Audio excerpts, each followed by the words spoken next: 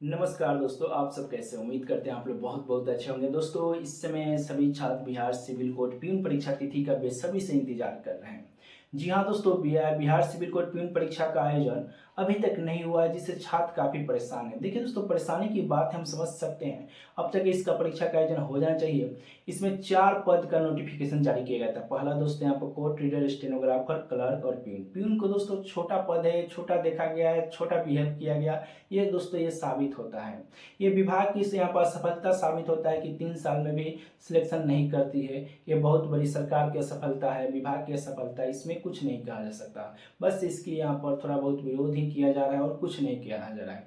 क्यों दोस्तों, यहाँ पर प्यून के पद है, कोई इस पर ध्यान नहीं दे रहा है। सभी बड़े बड़े टीचर है वो केंद्रीय लेवल के एसएससी, बिहार एसएससी पर ध्यान दे रहे हैं, रेलवे बैंकिंग पर ध्यान दे रहे हैं, मगर यहाँ पर प्यून की परीक्षा के लाखों छात्र यहाँ पर आवेदन किए हैं, फिर भी इस पर कोई ध्यान नहीं दे रहा है।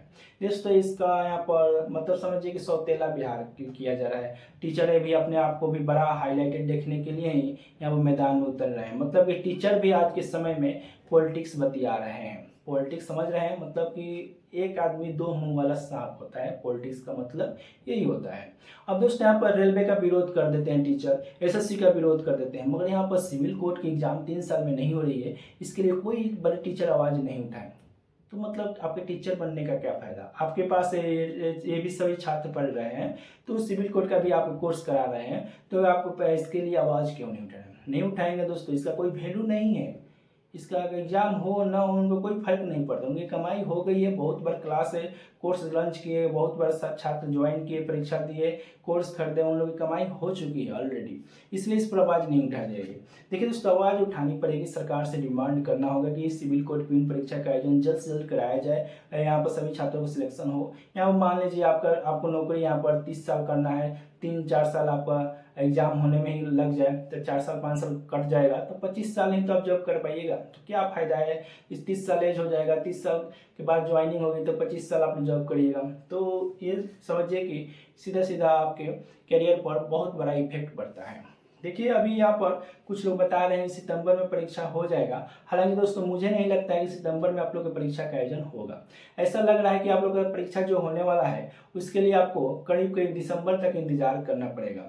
ऐसे में सिविल कोड का जो विभाग एग्जाम ले रही है उसका फॉर्मेट में यही लग रहा है कि क्लर्क का एग्जाम दिसंबर में ली, कोर्ट रीडर स्टेनोग्राफर का एग्जाम दिसंबर में ली, तो प्यून का भी एग्जाम शायद दिसंबर में ले।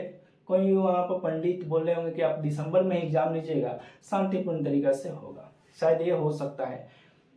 अब हम कह क्या सकते हैं, यही तो बोलना पड़ेगा कि कोई पंडित बोले होंगे ऐसा।